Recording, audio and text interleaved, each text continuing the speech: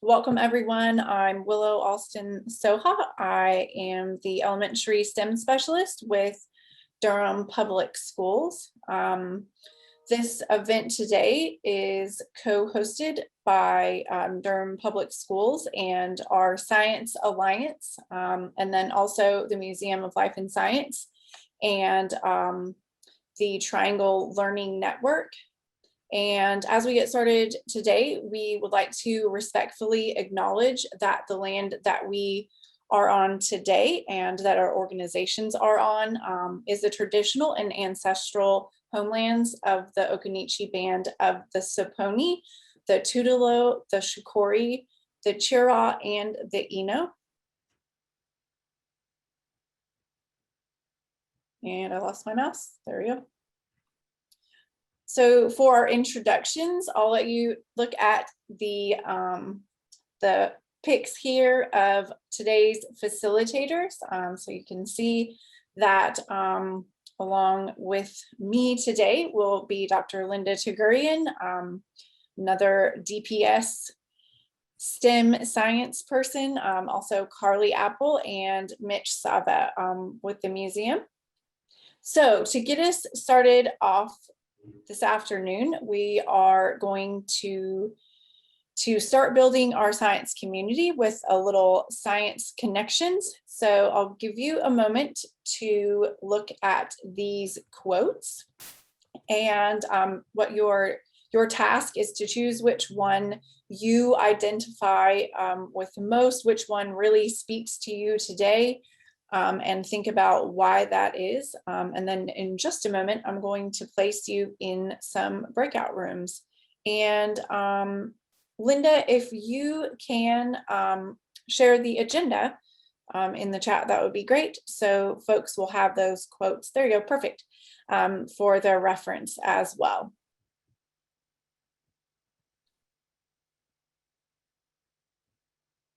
And I'm going to put you out into breakout rooms.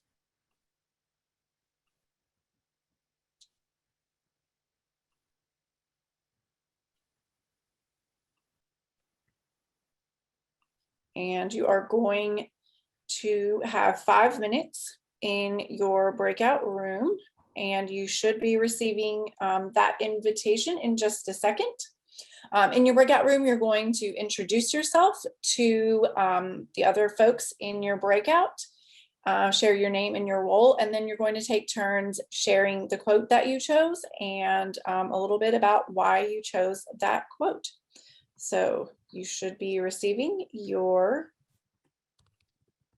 invitation to breakout rooms now. So I'll see you all back here at 3:11.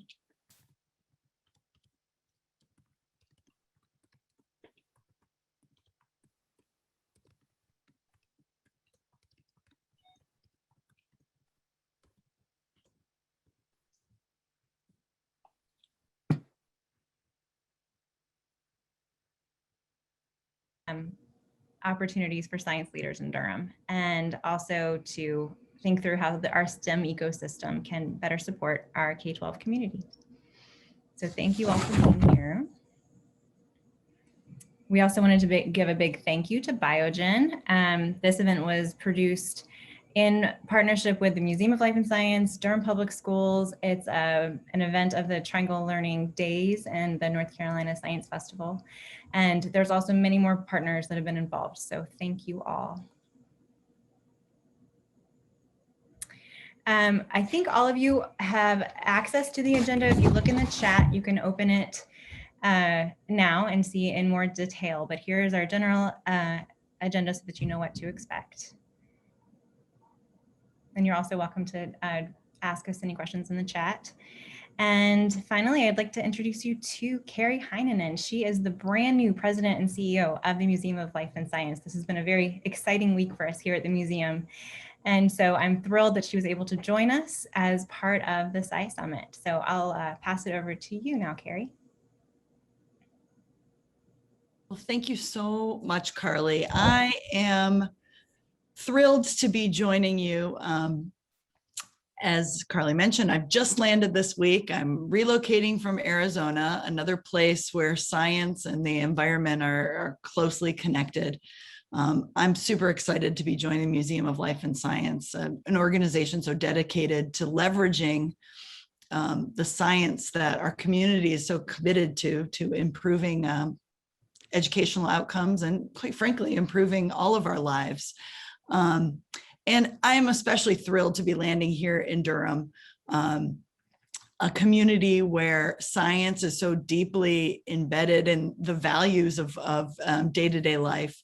And of course, it cannot possibly be overstated how important promoting that value of science in our community today, especially as we continue to struggle with a worldwide pandemic.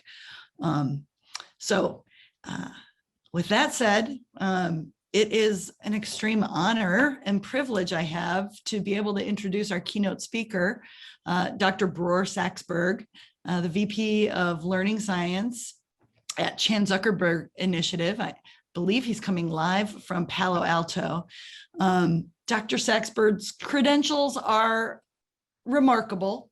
I think it's safe to say he has STEM covered with degrees in medicine, math, engineering, computer science. What does this man not know in the realm of science? But perhaps really even more important to our purposes, he's an expert in learning, and he comes at it, he can correct me if I'm wrong, but it seems to me he comes at it from a place of empathy, given his own learning challenges and the ways in which he really benefited from supportive, knowledgeable educators early in his life. So without further ado, Dr. Saxberg. Well, thank you so much for that very gracious introduction. And yes, it is interesting. I have spent quite a long time kind of immersed in science and technology and all that.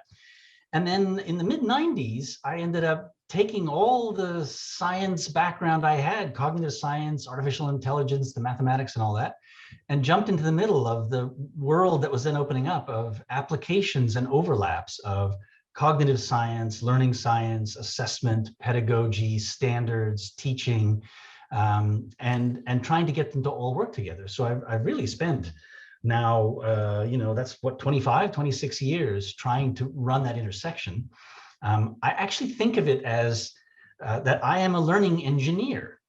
And that is not a description that people know much about. There actually are now a couple of programs that have just started up, Boston College and a few other places. But if you think about, what does a chemical engineer do? A chemical engineer is not a chemist. If you're going to build a brand new pharmaceutical factory in RTP, you don't want a chemist building it.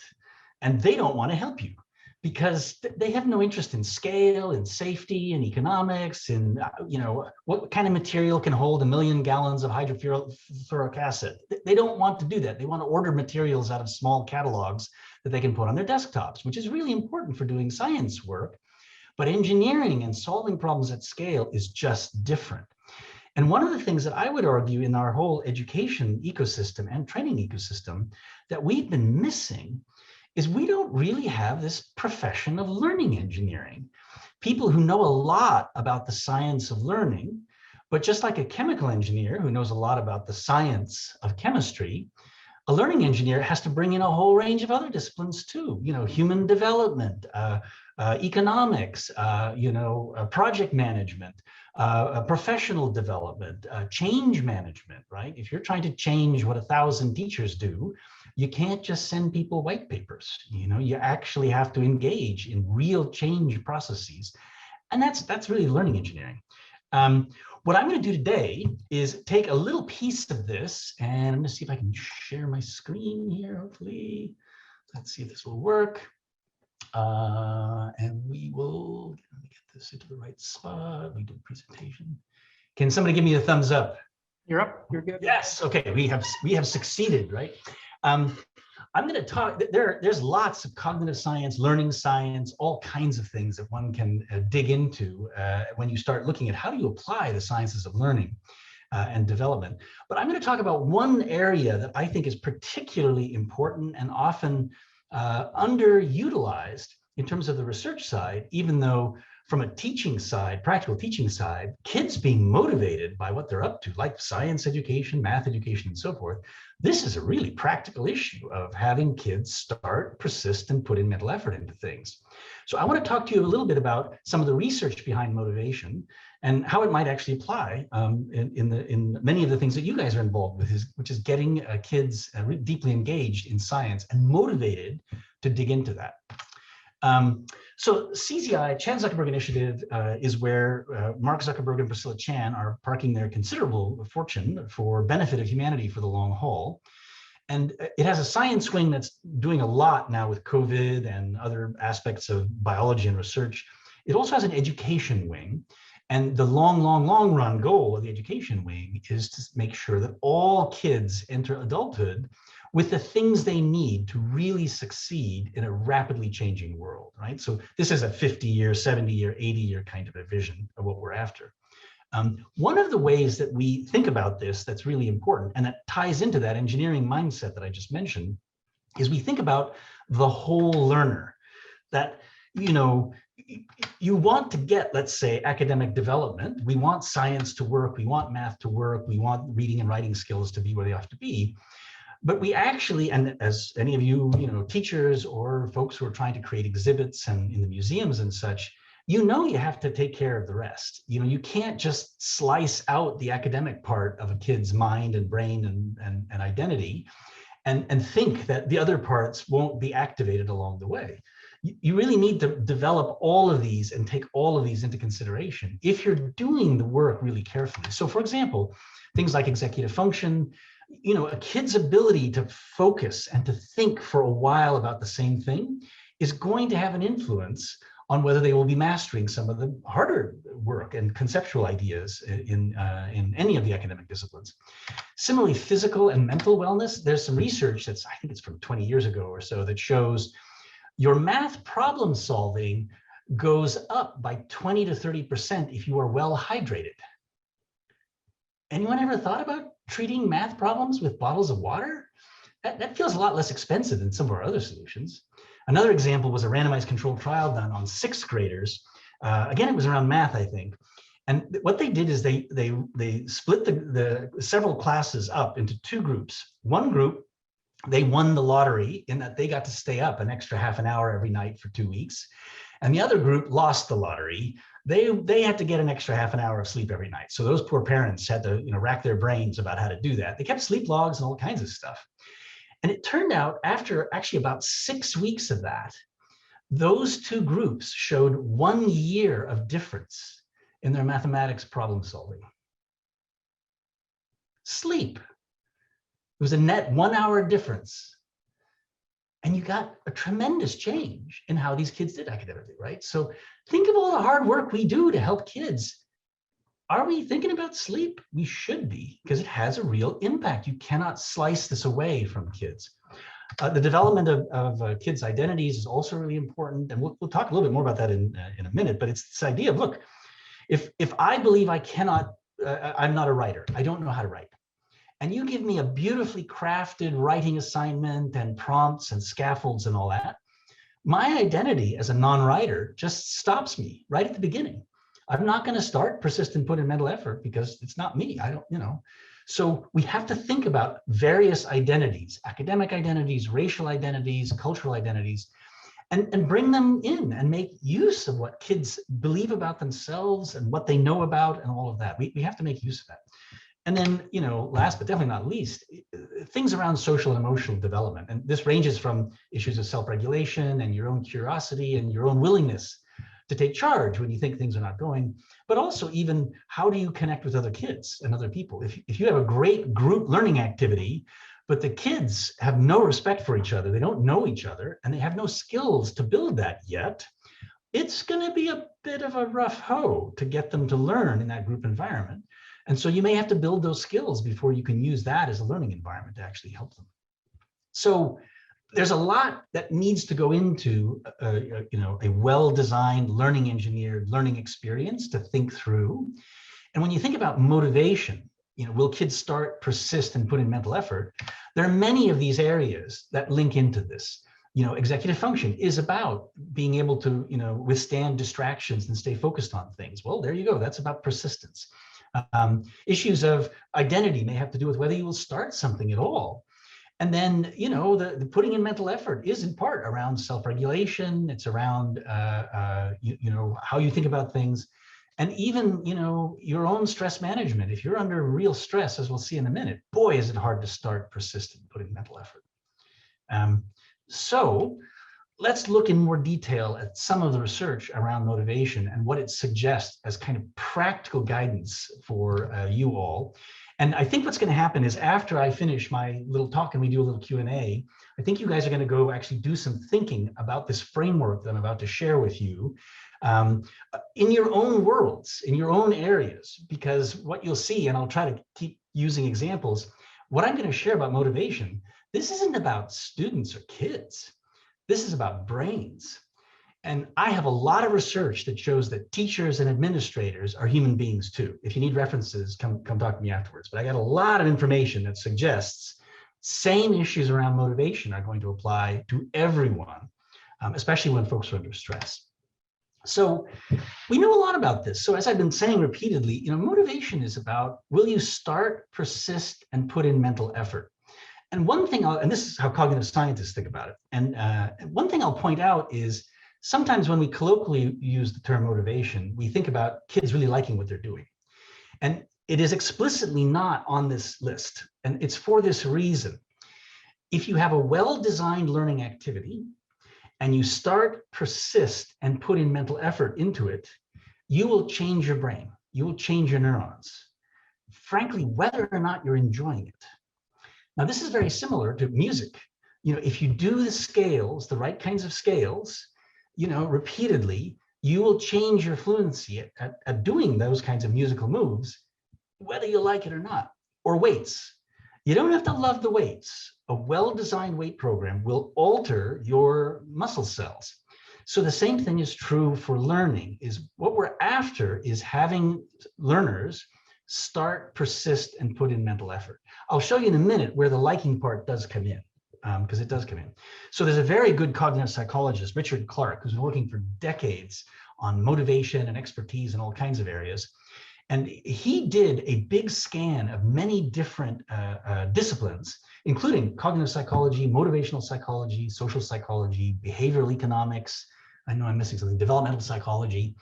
And he looked at as much research as he could find around, what stops motivation defined this way, starting, persisting, and putting in mental effort. And all the domains have their own frameworks, their own language for this. But he was able to turn this into a kind of a framework that simplified what all these research traditions were all pointing towards. And that's what I'm going to share with you. It's 4 things that go wrong. Do you value what you're doing? Do you think you can do it? Do you blame something in your environment for being unable to do it? And negative emotional states. You'll get this deck afterwards, by the way, so you can look up this article if you want to. It has references and connections to the research and all that kind of stuff if you guys would like. So let's walk through this in a little bit more detail, because I think it's valuable and it may spark some interesting thoughts in your own heads as you think about issues with your own staff, with your own kids, with your own families.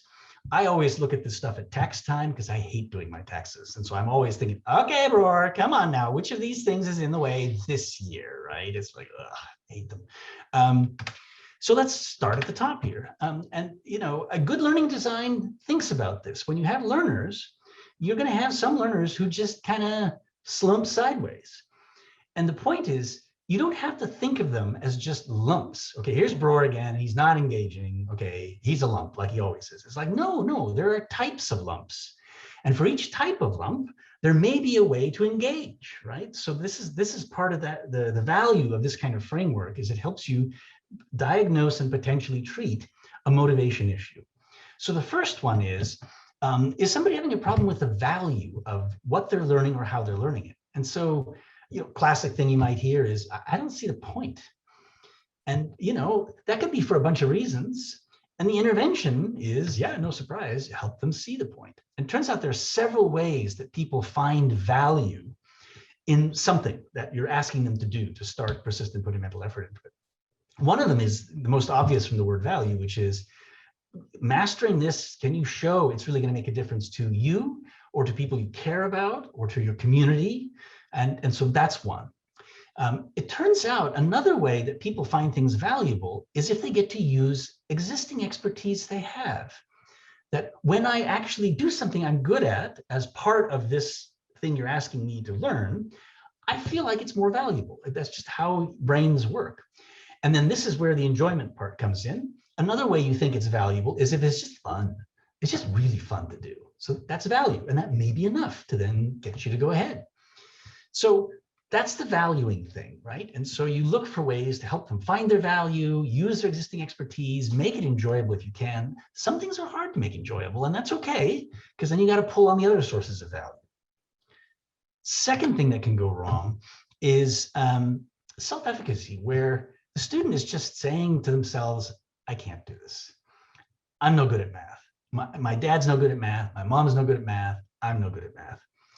And that's just going to stop them in their tracks. And you'll notice that's quite different than the first one, because I may well agree, this is valuable. I get it. This is valuable. I can't do it. Yeah, my life is over. I get it. That's what you're telling me. It's like, no, that's not the way to attack this motivation problem. In this case, you want to explain to them, show them, you've done things like this before. This is not the first time you've actually tried to do this kind of thing.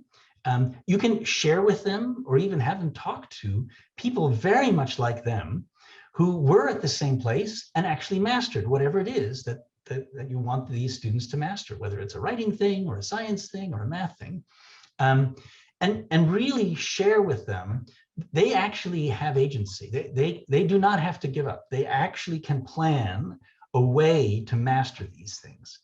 And by the way, I'll just add to this, these kinds of things apply to teachers too, right? If you want teachers to do something new, think about what happened with this pandemic, right? Everybody got kicked off a cliff and had to do things in brand new ways.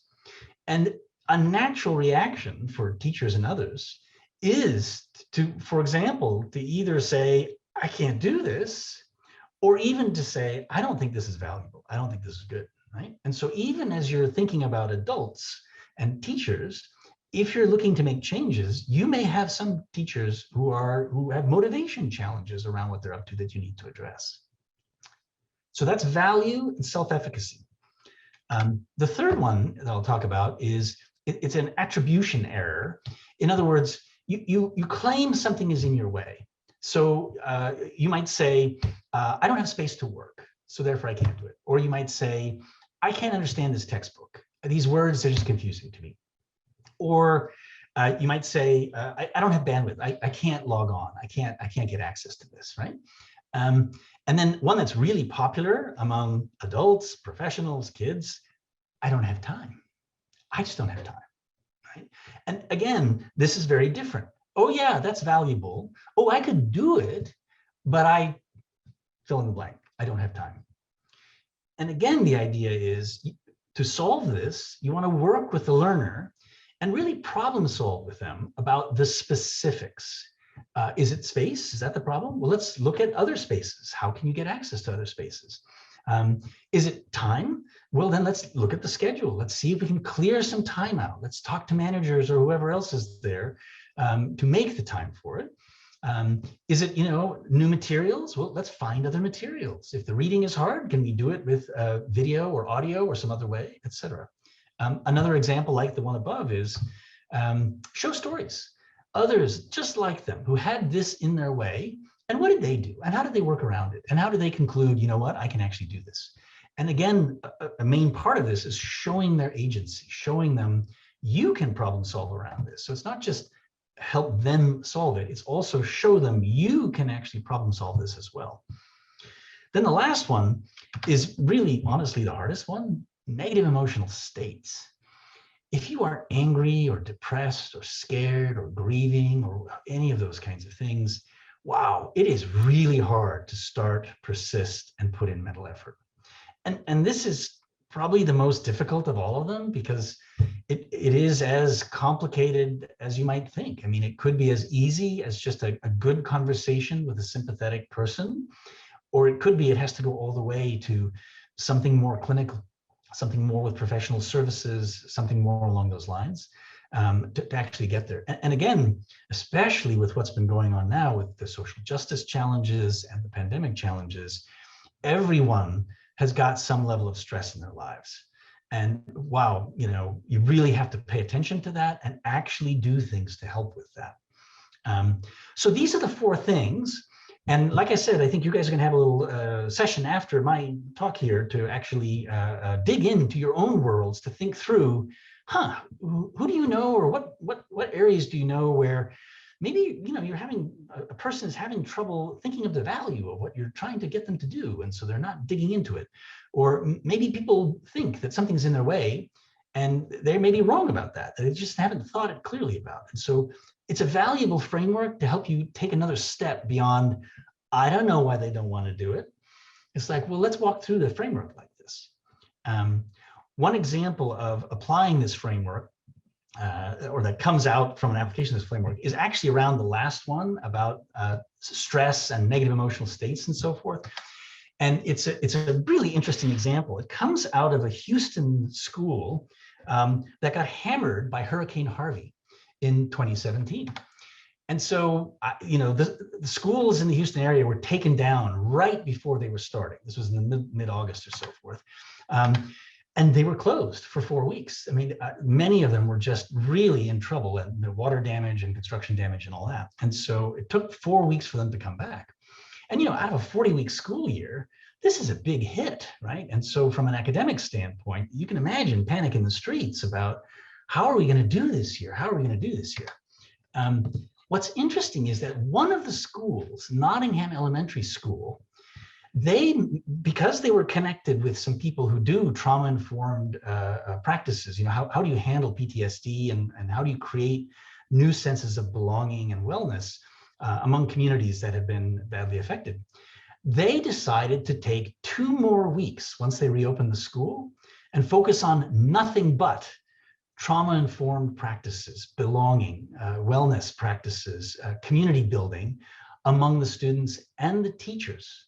And the principal of the school, Roy Moore, made the point that, no, you have to take care of the teachers. Their current principal actually said the other week when I talked with her, she said, if you take care of the big people, they will take care of the little people. So you actually have to think about the stresses of the staff really early in this whole process. And they did this. So still, that means between those 2 things, they lost, if you will, 6 weeks out of a 40-week school year. That should be panic inducing to any of you who are, running schools or have run schools or whatever. Imagine taking that much of a hit on your academic time. But they did this. And so what happened? So here's where they were the year before. And here's where they were at the end of the Hurricane Harvey year. You will notice the bars went up. This is for reading, for mathematics, for writing. They lost 6 weeks of academic instruction, and they came out better at the end of it. And in fact, they achieved a range of distinctions in Texas that they had not achieved the year before. They had an academic achievement, a notification or certification for science, mathematics, reading. They closed gaps. They were in the top 25% of comparative academic growth. So the point here is sometimes people think, oh, that stuff about, wellness and belonging and identity and all these things. Yeah, but we don't have time for that. We just don't have time. We have to get to academic work. And what I would submit is that in many cases, when you have families or even entire communities that are under stress, you actually do better by taking care of those issues early. Thinking about motivation from the beginning, because this Hurricane Harvey thing was that bottom line of negative emotional states and stresses and all this.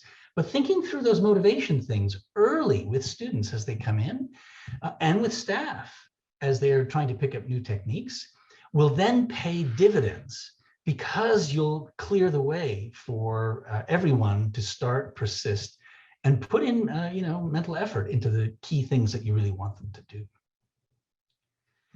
So that's really what I wanted to share with you in terms of kind of research grounding and thinking about motivation, and a simple framework that you can use to think about what are those problems that you might have in your projects, in your communities, in your classrooms, and begin to disentangle which one of these or several of these are actually going on as a problem-solving piece.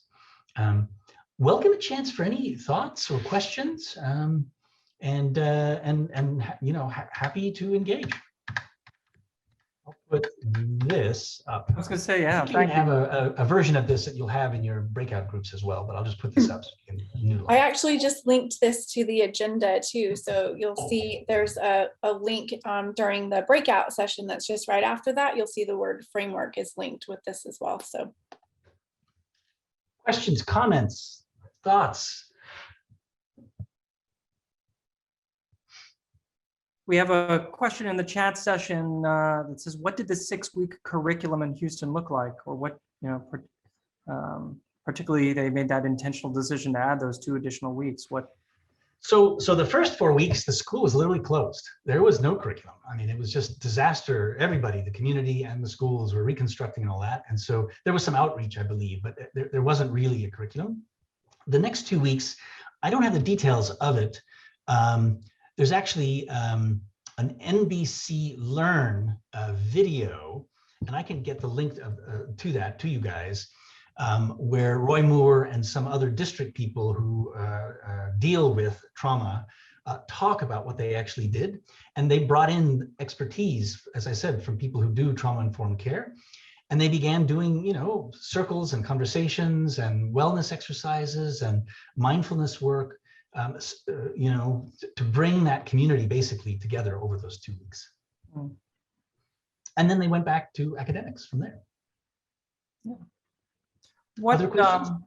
Yeah, I was going to say, what, well, let's see, while we see if there's some additional, I was going to say, feel free, folks out there, if you have another question, feel free to put it in the chat session, or you can raise your hand. I believe I will see it. But in the meantime, I really liked your kind of quote, if you take care of the big people, they'll take care of the little ones. I mean, I'm curious if you have any other kind of stories about that, where kind of learning design for children is also taking into account learning design for the big people. There's actually, there's a grantee of CZI's named Roses in Concrete, which is I think based in the Bay Area.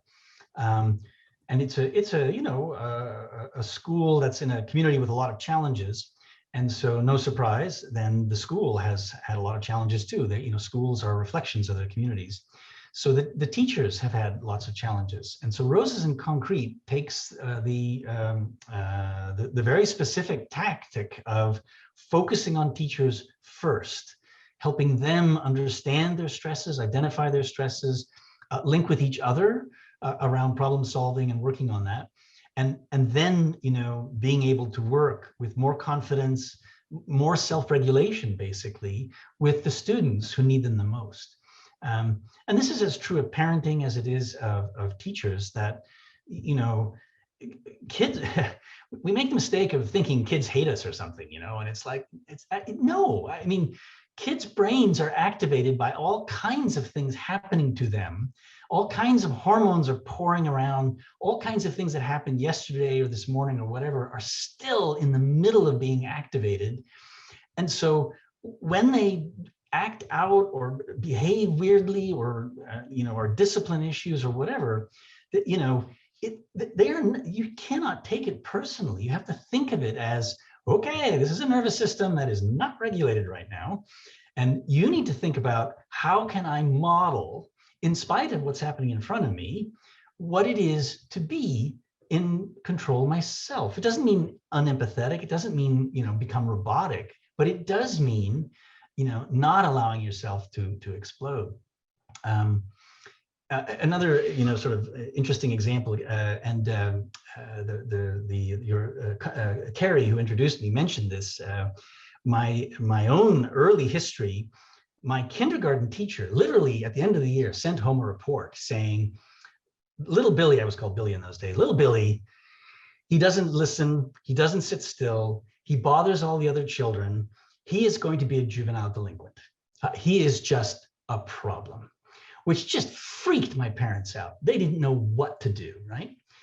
And it was my first grade teacher who, when I showed up, and I hadn't changed over the summer, I think I was still a little bit of an electric furball. My mom says I've calmed down a lot over the years. I used to be really energetic, she says. Now I'm just different. And you know, that first grade teacher, seeing this, you know, electric furball, you know, roaming around, who knows why? She was one of these master teachers. She just thought, okay, this is a kid who needs to learn to read. That's what he needs. And so she got me going on, you remember those graduated reader things that had those little reading cards and you worked your way through the little colored box of cards and all that good stuff.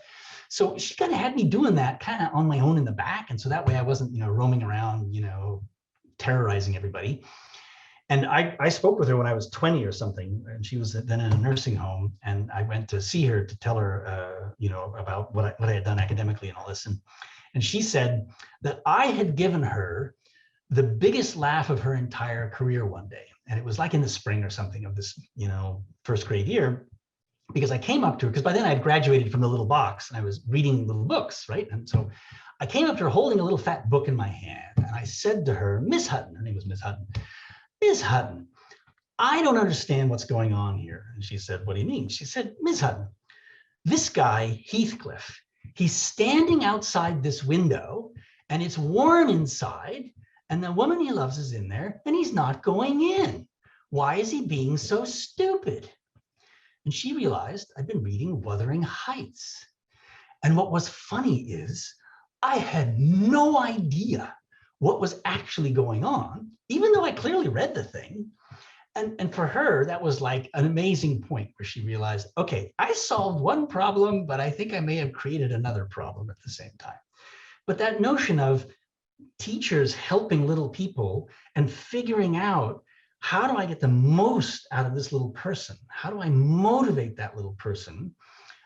That's one of those magical things that the best teachers can do.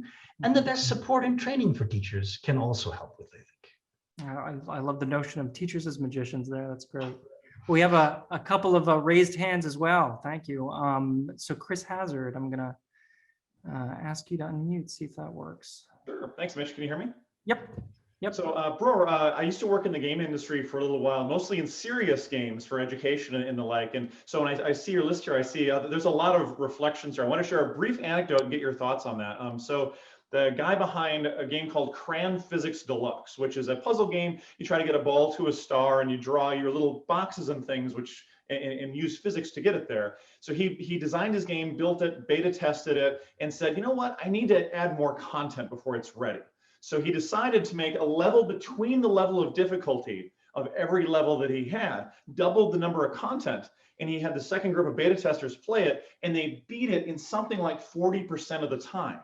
And it's because, and I believe he was talking about, he removed those barriers and reduced the surprise and said, oh, I can do this, as opposed to, oh, this jump is a little too high. And I know from working in the games industry and that side of it, that we really try to pull in this as much as possible, because when you're trying to teach someone to use a game, it's how do I teach them this as fast as possible? So I just wanted to get any thoughts or experiences from that side of things. Yeah, there's 2 points I think that you're making with that example. One point is a motivation point around, you can do this. That is the self-efficacy, that it's not too hard, right? That's part of the zone of proximal development and sort of really feeling like, no, this is hard, but I can do this, as opposed to I give up. But the other side of this is actually a cognitive design, which is this notion of not allowing a student to become cognitively overloaded. That's part of what scaffolds do, where you're giving them just enough support, but they still have a bit of struggle to get to the end. And that actually allows their working memory to be fully engaged, but not overloaded. So the kind of thing you described actually helps on both sides, both from a cognitive design side, but also a motivation design side. Fantastic. I think we have time for a couple more questions. I see another raised hand of Hardin. I'm going to click on the old ask to unmute here. See if that works. Hey there. I work at Marbles Kids Museum in Raleigh, North Carolina. And so I am curious about the role of play in motivation and learning. In particular, we have had students here all year doing their remote schooling from the museum. And so I see two things happening where the kids have a lot more time during their day to play and a lot of freedom to move between play and their virtual classes. And the mental health impact and engagement seems to be really amazing. And seeing kids who I imagine may have some behavioral challenges in the classroom, those have kind of disappeared here with that freedom to play and to move while they're learning. And then finally, seeing kids work out some of their emotions and feelings and experiences of the pandemic through their play. So I'd love to hear about the role of play in motivation and learning. Yeah, well, play does many things kind of at once. One part of it is, it's often enjoyable. So that's a piece of it, right? That they want to do this. Another is, and especially when you look at little kids playing, they can be pretty serious about it, so that they are actually practicing things that they have seen elsewhere. And so they may be playing at cooking or playing at being a scientist, but they are actually going through motions and language and things. And so that's actually really valuable to be doing that kind of imperfect rehearsal. It's okay, because it still creates some fluency that then you can draw on later. Another aspect of play that's so interesting, there's some research about this. Again, it's more on the cognitive side, not the motivation side, which is, and we all know this, if you've been concentrating for a while, you need a break. And it literally is, a neural circuit issue of you need to get into the default mode. You need to kind of just unpack, stare off, just kind of think brave thoughts or funny thoughts or something. And play does this as well. And then finally, that physical side is right. That I clearly was a kid who just couldn't sit still. Arguably, I still can't sit still. What can I say? And so being able to have a chance to move is really valuable. I helped to start a virtual education company, and one of the groups of kids for whom it was great were those kinds of kids who kept bouncing. And sometimes, they had to be upside down. And in a regular class, it's just wildly disruptive to the other kids, and it irritates teachers who don't understand what's actually happening. And so it's not terribly great, but in a different learning environment where you're not tied up with all these other kids and all of that, it is amazing how much attention, in fact, full attention is being paid by this mind, even as the kid's body is busy doing something else, whether it's with blocks or things or bouncing on a ball or whatever. And they often have amazing recall and deep questions and all this. They are processing what's coming in, even as they appear to be doing something else. It's just their way of focusing attention is by kind of removing the distractions through some very specific behaviors that don't take up any working memory space. So play serves a lot of great purposes. There's no question about it. And I think we don't play enough as adults. That when we're trying to get a new career, become a nurse, become a teacher and so forth, I'm all for, let's pretend. Lots of kids become teachers, used to teach their friends and neighbors in the basement of their houses and stuff, right? Well, that's what we should be doing. We should teach each other, and we should play more and enjoy that, and then get feedback, and then change roles and all that kind of stuff, I think. Fantastic. Well, thank you so much for all of that, Dr. Saxberg.